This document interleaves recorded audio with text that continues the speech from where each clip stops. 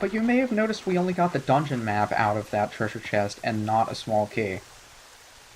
The last small key is actually here in the graveyard. Seems pretty out of place to have one of these, but then again, I suppose every castle should have one of these. Now let's see, I know there are Stalfos around here, so I'll try to be fancy if I spot one. Of course, Stalkin. Stupid Stalkin. They're very tiny and annoying! I'd like to deal with them before I have to deal with the Stalfos! Because they'll just get in the way. Yeah, I want to see if I can keep him here long enough that he gets blown to bits by the bomb, so I don't have to waste an arrow. Lovely. Pretty sure there's one over here. So let's pull it out before he can spawn, and then, oh, there are two of them. Oh, neither of them died because of that? Really? There we go. Why did I slide? Okay, buddy. You can come to life anytime now. And you can also... I love how I do this with just enough time that they don't explode until they start moving. But yeah, I'm purposely not using bomb arrows because you're not worth it. And the only one that didn't die with a heart is the one that hurts me, of course. Are there any more around here? Stalfos. You're very annoying and very stupid. And it's very silly that I can destroy you with one bomb. I'd like to kill you as soon as possible. Because the sooner I can get through this game without having to see any more of you and be reminded of how disappointing enemies you are, the better. Yes, these are torches. We cannot light them yet. Stalfos. There aren't any more Stalfos. Game. Okay, I'll try lighting these. I'm pretty sure you can't light them yet. Nope, can't light them yet. You can even hear it makes the sound indicating that you did, but it doesn't actually light. I think it's immediately distinguished by the ring. At least I'm pretty sure that's the logic behind it. That may or may not be what's actually happening. I want in! Did I hear something? That may be my little brother screaming like a girl in the other room. God knows what he's doing. I hope you can't hear it. Is there something I'm missing, game? I never really liked this room. I would always run around not having a clue what I'm doing. Just like now, isn't that silly of me? I can see two statues in there. I know what we have to do with those. But he sounds like a freaking monkey in there. What the hell is he doing? Game. Hey, buddies. What you looking at? Well, when you see ghosts pointing at something in the ground, you know what that means. Pay attention. Always listen to ghosts, because ghosts know what they're doing. They exist for a reason. No, but these ones actually do. And this isn't the first time we'll be seeing the soldier spirits out here either. It just takes me forever to find them because they're in the dark, and when you're a wolf using your senses, you can barely see anything. And only 100 rupees? Where the hell is the key?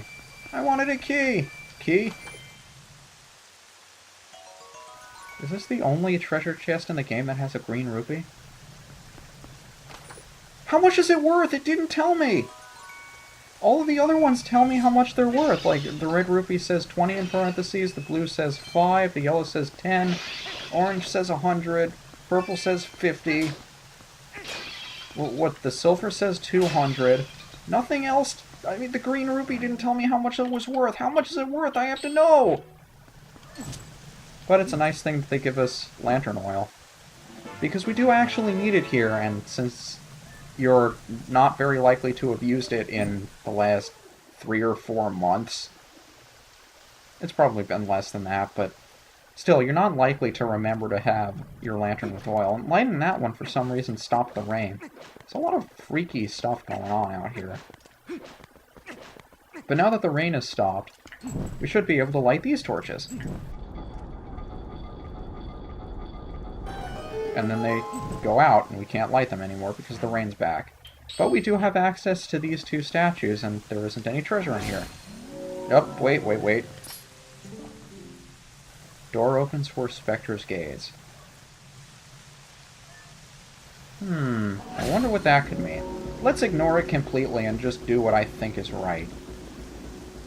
It's never served me well before, but I don't see a problem with it.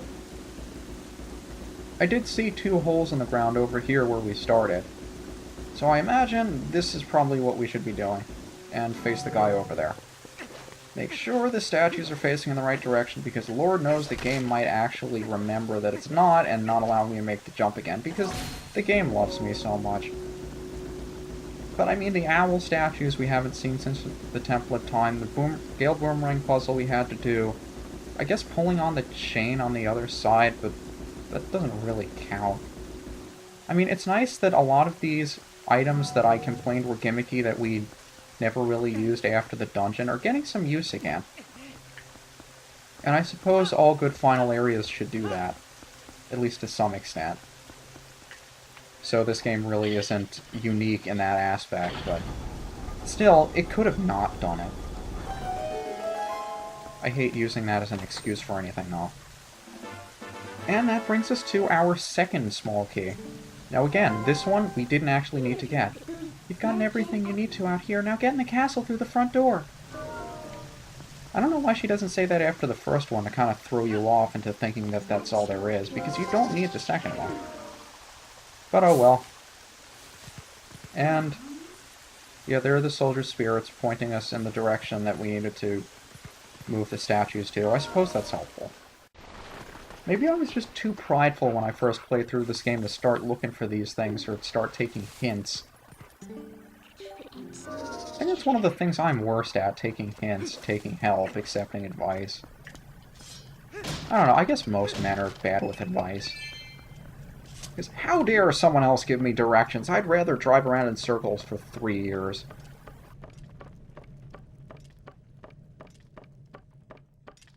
Link, climb faster.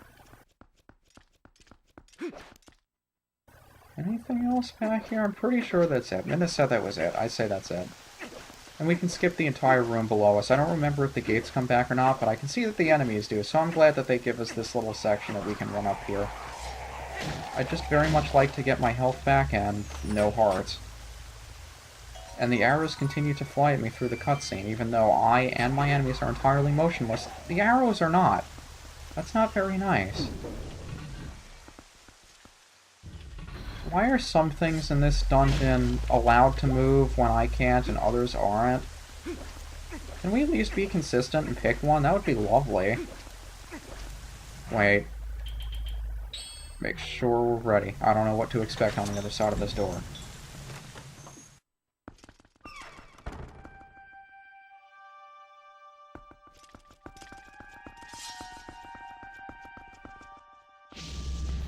Knew it. And the gauntlet begins. But if you have full health, it's not much of a gauntlet. I just like to have the camera zoomed out so I can see everything. No, I'm not going to do the sheath. I want to be on my toes. No, okay. I can't do it anymore. And one of you I'm going to finish. Okay, you're not going to let me be fancy because you guys came out at different times? Okay, fine. Usually just 1 or 2 great spins in this room is enough to get you through. It's just that when one of them comes out before the other one does, they make it difficult to finish it all epically. And the game takes its sweet time to show you there's a treasure chest over there. But I like how this isn't, like, you know, just a regular other dungeon. This is the freaking castle. I mean, they don't hide it from you. This is the castle. This is Hyrule Castle. I don't quite understand why it's so open in the very first room. Usually there's a hallway or something. Or stairs to get around. Maybe Ganon destroyed the stairs so he couldn't just walk up the stairs. I don't know. Seems a little silly to do that. At least we know where everything is now. And I forget whether or not the graveyard appears in the back if you haven't already been there. I probably should check the map before then. Oh well. Any chests that I don't get at this point are rupees. Don't fall down, Link.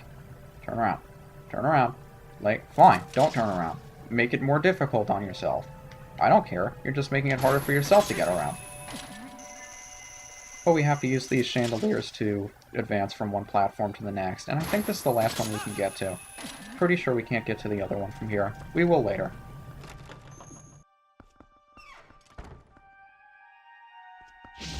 Oh boy. Darknut.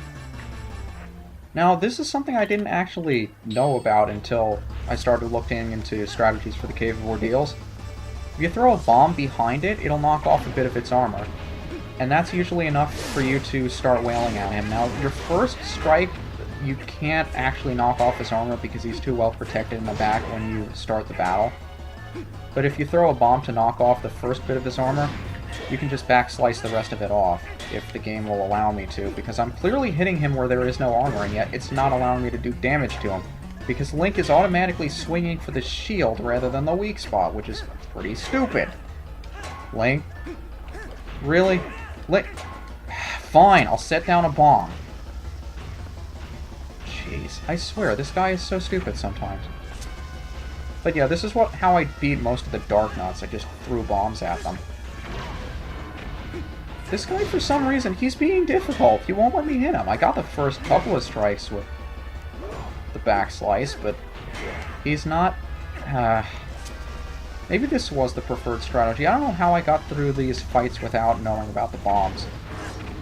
But some people like using bomb arrows instead of, you know, just using the average bomb.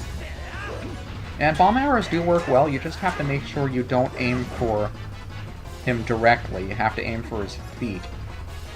Which is kind of counterintuitive. But oh well. Can I get a backslice opportunity here? There we go. Love the backslice so much in this game. But 2 combos is enough to do him in. And I still don't get the epic sheath from defeating him. Of all the enemies in this game to defeat and not get an epic sheath for. But this room always confused me. Not so much because it's a difficult mechanic to understand, but because it doesn't really make... You don't get it on your first try. Because you think... You'll see there are a couple of torches around here, most of which are not lit. Now you think, okay, I see one that's lit over there, I see a platform that it looks like I should be able to raise. I might as well just go to light the other ones. But what you actually have to do, if I remember correctly, is extinguish the flame on the other torch, and that raises the platform in the back. Screw stairs! I have Gale Boomerang. And more money that we can't use at this point. I'm pretty sure you can also destroy these things for rupees with your ball and chain, which we haven't seen since Snow Peak. I'd actually like to get hearts from these if possible. I don't know if they actually give you those. But again, a split path. You can go either direction. I'm going to be taking both of them just because I can, and I'd like to show off as much of this place as possible. And if I remember correctly, there is nice stuff for taking both paths.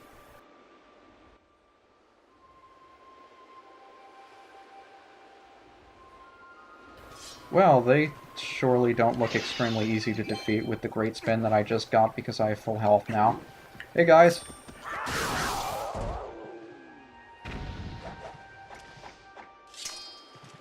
Moving on.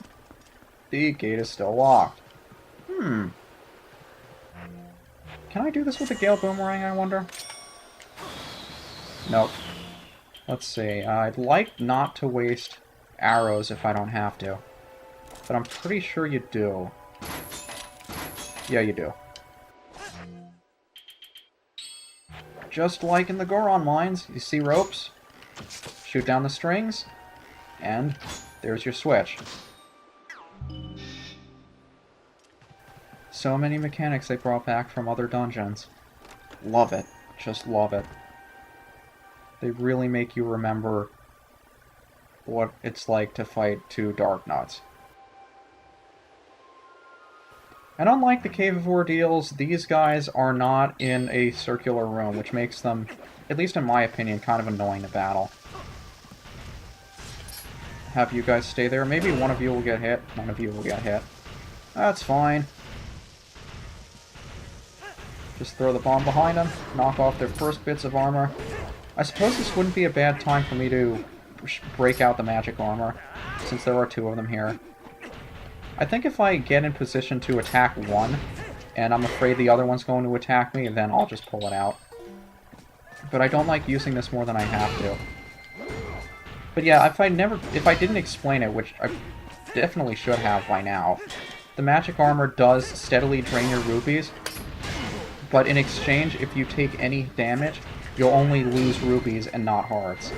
So if you want to preserve your health as much as possible and you really don't need the money, then I highly recommend you use it. But be wary, once you start really running out of money, the thing will eventually just weight you down like a lead weight, so you can't actually do anything. And it may be a good time to back off, and yeah. I don't like using it more than I have to, because I don't like wasting money. But a lot of you guys have been yelling at me for it, and since I really have nothing left to spend my money on, now's as good a time as any to use it. So I like breaking it out just before I take damage from an attack, because I know if I do that, then I don't waste anything. But I don't know, I guess I am kind of stingy. A little bit more stingy than I need to be. I don't know what's with you guys. Are you guys more heavily armored than the ones I had to face before? Maybe you are. Did you take 2 shots from that? Okay, buddy. Okay, fine. Let me deal with your friend first. And I know you're going to bother me, so I'm going to keep this on. But once I defeat the other one, then I'll take it off so I don't waste it. But I'm not even paying attention to the guy behind me. So he can hit me as much as he likes. I'm not worried about him. I just have the armor on in case he does actually hit me. Because that allows me to concentrate on this one guy. And I am really running out of rupees now. Okay, time to watch my rupee count just as dearly as I would watch my heart count, because it is my heart meter at this point. And now that I've defeated him, off it goes. I really hope I can take off the rest of your armor. Hi, 3 hearts, how you doing?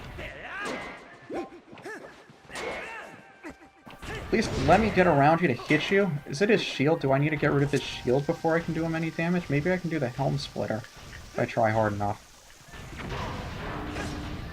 Well, not important now.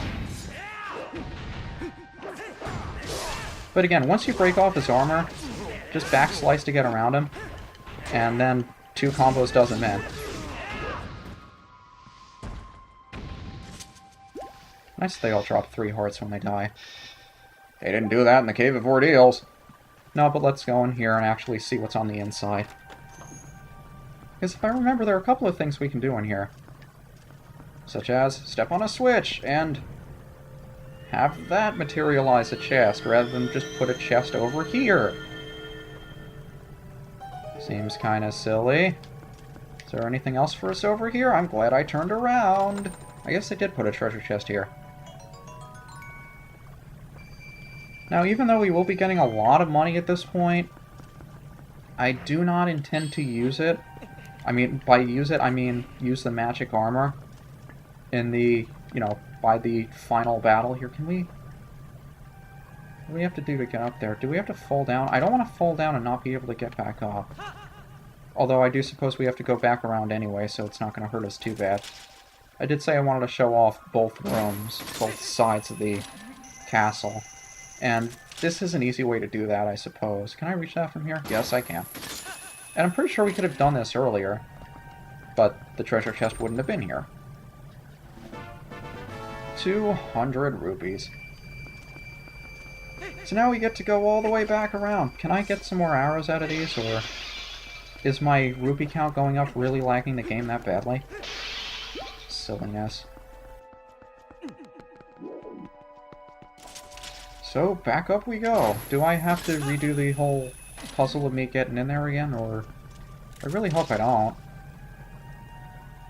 Oh, How else would I get up there? I'm talking about blowing out the torch in the next room. I was kind of hoping I wouldn't have to do that, but I'm thinking that's really the only way to get up there in the first place, so I'm probably going to have to.